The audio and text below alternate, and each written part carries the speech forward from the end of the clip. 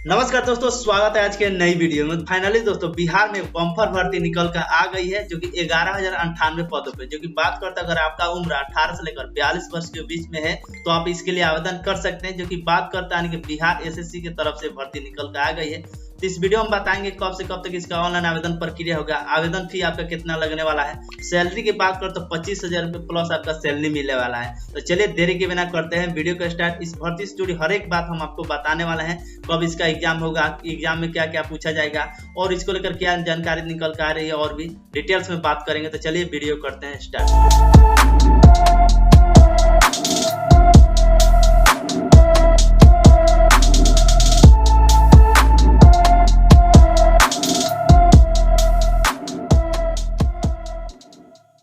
तो दोस्तों भर्ती से जुड़ी सारी जानकारी समझने के लिए सबसे पहले आपको इस वाले वेबसाइट पे आना होगा, जो कि बिहार का नंबर 1 एजुकेशन वेबसाइट है। www.biharhelp.in के वेबसाइट पे जैसे ही आएंगे यहाँ पे आपको स्क्रॉल डाउन करेंगे, लेटेस्ट जॉब का ऑप्शन आपको देखने को मिल जाएगी। यहाँ पे देख लीजिए Bihar SSC inter level vacancy 2023 और फर्स्ट में आपको आर्टिकल मिल जाएगा। इस पे आपको क्लिक कर देना है। अब इस भर्ती से जुड़ी सारा जानकारी इसमें बताएगा, अच्छी तरह से हिंदी भाषा में समझाएगा, तो आप यहाँ समझ सकते हैं। चलिए जो मेन बातें हैं वही हम आपको बताएंगे, क्योंकि आपका भी समय खराब ना हो।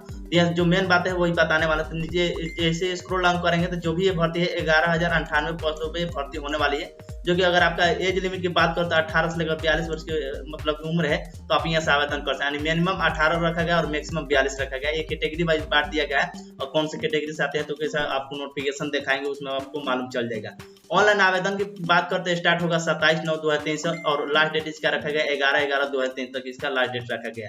और जो भी ऑनलाइन आवेदन प्रक्रिया होगी ऑनलाइन मोड में आपका आवेदन प्रक्रिया किया जाएगा। तो नीचे की स्क्रॉल डाउन करेंगे तो इसको लेकर जो भी इसमें बताया गया है कितना आपको फी लगने वाला है, कौन से कैटेगरी का आते हैं, category wise requirement exam fee for BSSC inter level vacancy 2023। यानी अगर आप यूआर बीसी और ईबीसी मेल कैंडिडेट हैं तो आपको 5 से 40 रुपया लगने वाला है। वहीं पे एससी और एसटी है तो आपको 135 रुपया देना पड़ेगा। वहीं पे all category able to candidate के लिए 135 रुपया देना पड़ेगा। यानी अलग अलग प्रकार की कैटेगरी के लिए अलग अलग फी रखा गया, यानी ऑनलाइन आवेदन फी रखा गया। तो आप यहाँ से देख सकते हैं।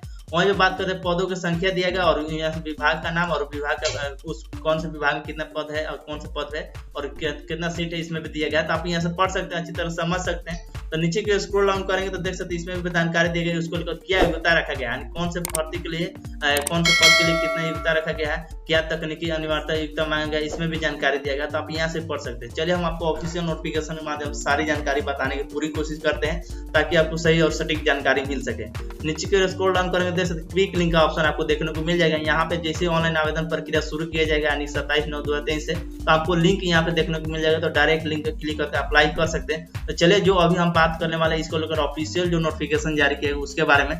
जैसे इस पर क्लिक करेंगे तो ऑफिशियल नोटिफिकेशन आपको देखने को मिल जाएगी, इस पर आपको क्लिक कर देना है। अब जैसे इस पर क्लिक करेंगे तो इसको लेकर जो भी ऑफिशियल नोटिफिकेशन जारी किया गया आपके डिस्प्ले पर शो हो जाएगा इस तरह से।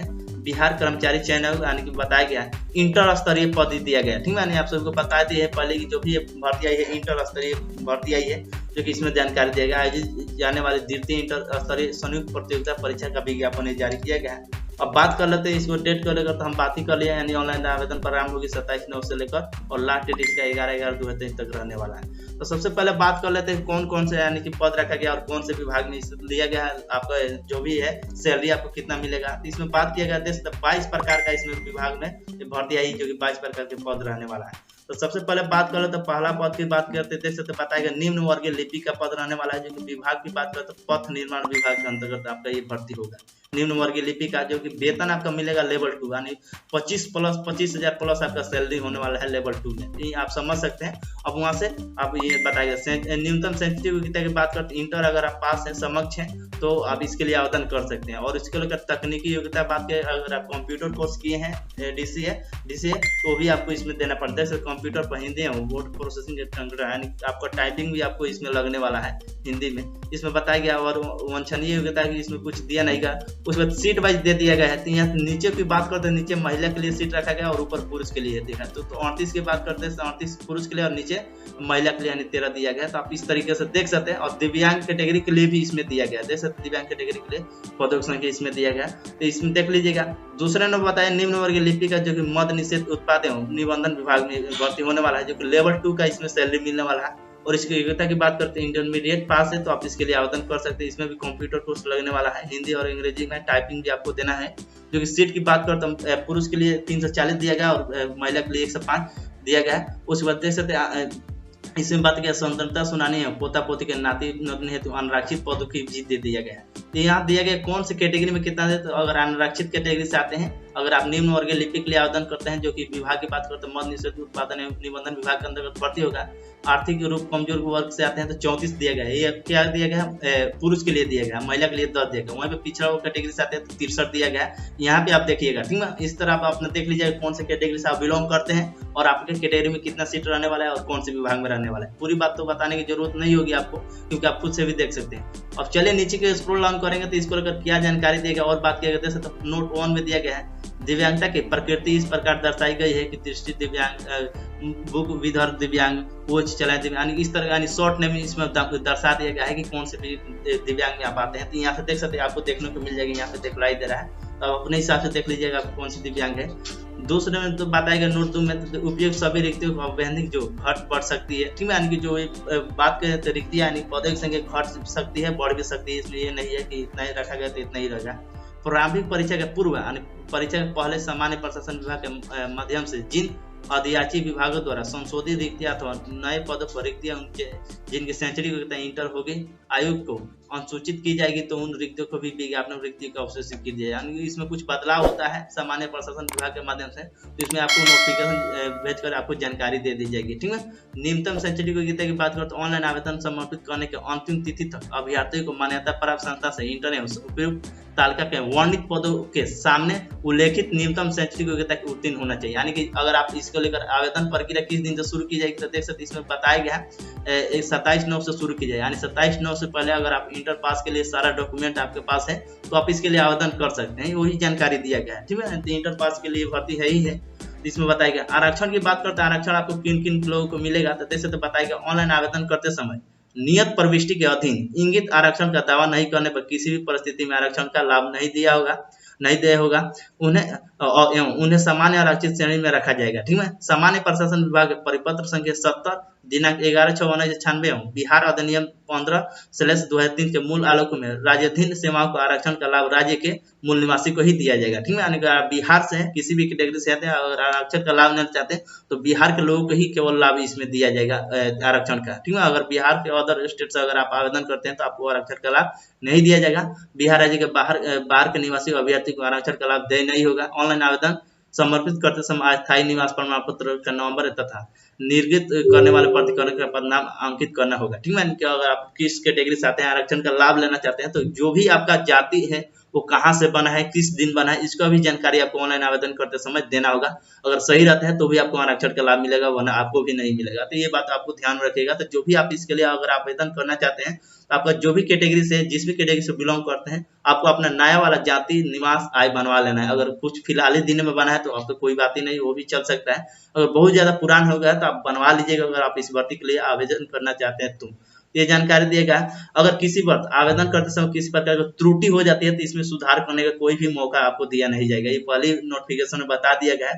अगर आवेदन करते समय अगर आप पूरा सबमिट कर देते हैं और लगता है कि आपको कोई दिक्कत है यानी नाम में मिस्टेक या जाति निवास आय में कुछ भी मिस्टेक हो जाता है, इसको लेकर आपका सुधार करने का मौका आपको दिया नहीं जाएगा। ये ऑफिशियल सूचना में बता ही दिया गया है। देख सकते हैं अनुसूचित जाति अनुसूचित जनजाति अनुसूचित जाति श्रेणी के अभ्यर्थी के लिए राज्य सरकार द्वारा अधिसूचित सक्षम प्राधिकरण द्वारा निर्गत जाति प्रमाण पत्र एवं स्थायी निवास प्रमाण पत्र मान्य संबंधित प्रमाण पत्र को काउंसलिंग के समय प्रस्तुत करने अनिवार्य होगा। यानी आप जिस भी कैटेगरी से हैं, आप मान लीजिए कोई सी भी कैटेगरी से आप आवेदन कर लेते हैं, अगर अच्छा खासा आपका मतलब रिजल्ट बन भी जाता है तो जो भी इसका यानी कि जो वेरिफिकेशन प्रक्रिया को जो भी आप आवेदन किए होंगे उसी के आधार पर किया जाएगा।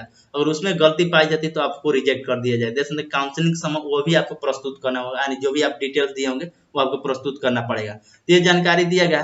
नीचे के स्क्रॉल डाउन करेंगे तो बहुत सारा इसमें जानकारी बताएगी। चलिए हम आपको और जो मेन बातें हम आपको बता देते हैं। सबसे पहले बात करते हैं उम्र सीमा की जानकारी दिया गया है। अभ्यर्थी की उम्र सीमा की गणना दिनांक 1/8/2023 के आधार पर की जाएगी। यानी कि हम आपको बता दें जो भी आपकी उम्र सीमा यानी कैसे तय की जाए तो 1 अगस्त 2023 को आप कितने वर्ष के हो रहे हैं इसके आधार पर आपको तय की जाएगी, ठीक है। यानी कि 1/8/2023 के आधार पर की जाएगी। परंतु वैसे अभ्यर्थी जो दिनांक 1/8/2015 को सरकार द्वारा निर्धारित अधिकतम उम्र सीमा धारित करते हैं वो उक्त तिथि निर्धारित सेंचुरी की योग्यता धारक हो सकते हैं वो उम्र सीमा के आधार पर सामान्य प्रशासन विभाग के पत्रांक संख्या 212 दिनांक 23/1/2006 के आलोक में इस परीक्षा के लिए पात्र होंगे। ठीक है, ये जानकारी निकल कर आई। तो सबसे पहले बात करते हैं न्यूनतम आयु सीमा आपका 18 वर्ष होना चाहिए और अधिकतम आयु सीमा की बात करते हैं अगर आप अनारक्षित वर्ग से कैटेगरी से आते हैं पुरुष है तो आपका 37 वर्ष है तो आप इसके लिए आवेदन कर सकते हैं। वहीं भी बात करते हैं आप अनारक्षित वर्ग से महिला है अगर आपका उम्र मैक्सिमम यानी 40 वर्ष है तो भी आप आवेदन कर सकते हैं। अगर 41 वर्ष होगा तो भी आप इसके लिए आवेदन ना करिएगा। ठीक है, यानी कि अधिकतम आयु सीमा की बात किया गया है। मिनिमम तो 18 वर्ष हो गया लेकिन अधिकतम की बात किया तो अलग अलग कैटेगरी वाइज दे दिया गया है कि अगर आप इस कैटेगरी से आते हैं अनारक्षित वर्ग से आते हैं अगर आप पुरुष है तो आपका मैक्सिमम अगर 37 वर्ष है तो आप इसके लिए आवेदन कर सकते हैं। वहीं भी बात करते हैं पिछड़ा वर्ग अत्यंत पिछड़ा वर्ग पुरुष है या महिला है तो आपको मैक्सिमम 40 वर्ष का हो तो आप इसमें आवेदन कर सकते हैं। और वहीं पर अनुसूचित जाति महिला 40 वर्ष से तो आप इसमें आवेदन ना करिएगा। ठीक है, तो ये जानकारी निकल कर आ गई एज के बारे में। अब बात कर लेते हैं इसको लेकर देख सकते बताया गया परीक्षा शुल्क क्या लगने वाला था। देख सकते परीक्षा शुल्क प्रारंभिक परीक्षा बात करें अगर आप सामान्य वर्ग पिछड़ा वर्ग अत्यंत पिछड़ा वर्ग कैटेगरी से आते हैं पुरुष अभ्यर्थी हैं तो आपको 540 रुपया देना होगा। वहीं पर अनुसूचित जाति अनुसूचित जनजाति बिहार के अस्थायी निवासी के लिए 135 रुपया रखा गया है। अगर आप बिहार से अनुसूचित जाति अनुसूचित जनजाति में आते हैं आपका कैटेगरी तो आपका 135 रुपया लगने वाला है। वहीं पे अगर सभी श्रेणी के दिव्यांग के लिए अनुसूचित जाति जनजाति के समान के 135 रुपया लगने वाला है। सभी श्रेणी के महिलाओं को सिर्फ बिहार के अस्थायी निवासी के लिए 135 रुपया लगेगा। वहीं पे बिहार राज्य के बाहर के श्रेणी के अभ्यर्थी के लिए पुरुष हो या महिला हो तो 540 रुपया आने देना पड़ेगा। अगर बिहार से अलग है तो आप 540 रुपया लगेगा। वहीं अगर आप बिहार से सामान्य वर्ग या पिछड़ा वर्ग या अत्यंत पिछड़ा वर्ग के पुरुष अभ्यर्थी है तो 540 रुपया लगेगा। नहीं तो बाकी का जो जाति का रखा गया है निश्चित तो उसमें 135 रुपया लगने वाला है। तो आप ये समझ में आ गया कि कितना आपको शुल्क देना पड़ेगा। तो ये जानकारी निकल कर आई थी। ऑनलाइन रजिस्ट्रेशन करने के पश्चात शुल्क ऑनलाइन पेमेंट के गेटवे यानी ऑनलाइन पेमेंट गेटवे के माध्यम से 27/9 से लेकर 9/11/2023 तक जमा किया जाएगा। ठीक है, यानी कि हम आपको जानकारी के लिए बता दें इसको लेकर आवेदन प्रक्रिया तो 11/11/2023 तक रखा गया है लेकिन जो भी ऑनलाइन पेमेंट की बात किया गया है तो 9/11 तक ही लास्ट डेट इसका रखा गया यानी ऑनलाइन आपका पेमेंट हो सकेगा 9/11/2023 तक जो कि 27/9 से शुरू किया जाएगा और 9/11/2023 तक इसका मतलब ऑनलाइन पेमेंट दिया जाएगा। हालांकि इसको तो आवेदन प्रक्रिया 11/11/2023 तक रखा गया है तो आप 11/11 को इंतजार ना करिएगा क्योंकि आपका जो भी ऑनलाइन पेमेंट की बात किया गया है 9/11/2023 से पहले आपको कर लेना है। तो ये आपको समझ में आ गई। अब बात कर लेते एग्जाम से रिलेटेड कुछ इसमें जानकारी दिया गया है कि आपका एग्जाम किस तरह होगा। तो देख सकते परीक्षा की प्रकृति यानी वस्तुनिष्ठ आपका प्रश्न आएगा।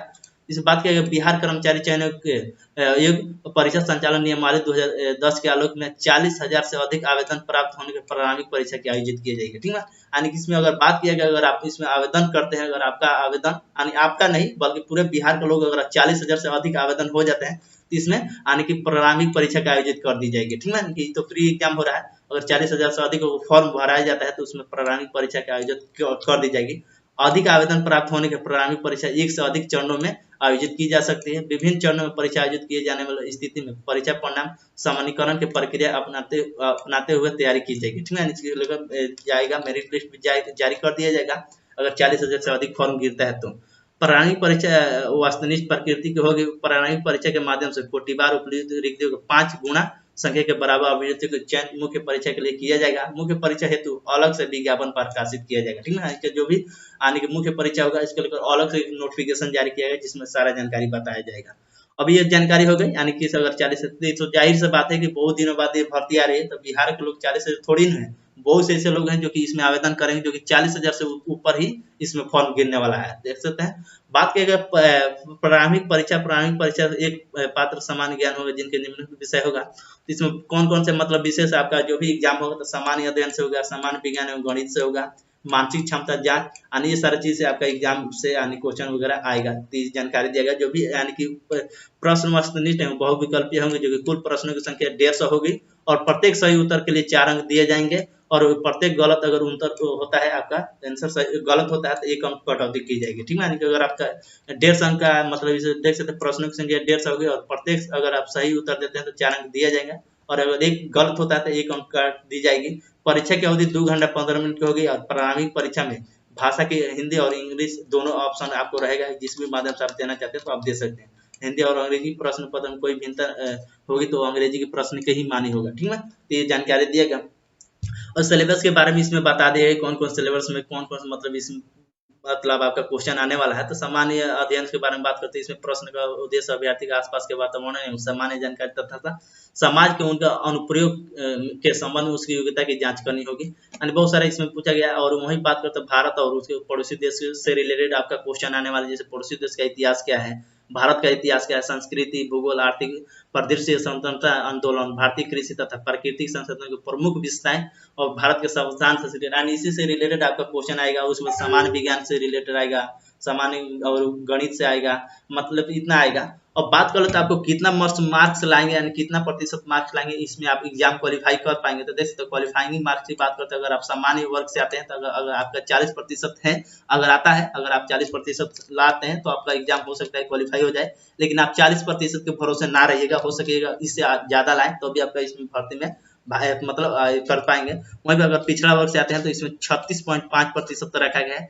और इतना अगर ला देते हैं तो इसमें हो सकता है कि आपका सिलेक्शन हो जाए, लेकिन आप इतने के भरोसा ना रहिएगा। तो अलग अलग कैटेगरी के लिए अलग अलग प्रतिशत दे दिए गए हैं, तो आप यहाँ से देख सकते हैं। अब बात कर लेते हैं, यही बस जानकारी दिया गया। वीडियो आपको कैसा लगा कमेंट करके जरूर बताइएगा। अच्छा लगा तो लाइक कर दीजिएगा। आपके मन में किसी प्रकार का क्वेश्चन है इस वीडियो से रिलेटेड, इस भर्ती से रिलेटेड कुछ जानकारी और चाहिए, हमारे कमेंट सेक्शन में कमेंट करेंगे तो उस कमेंट के माध्यम से हम आपको जानकारी दे देंगे।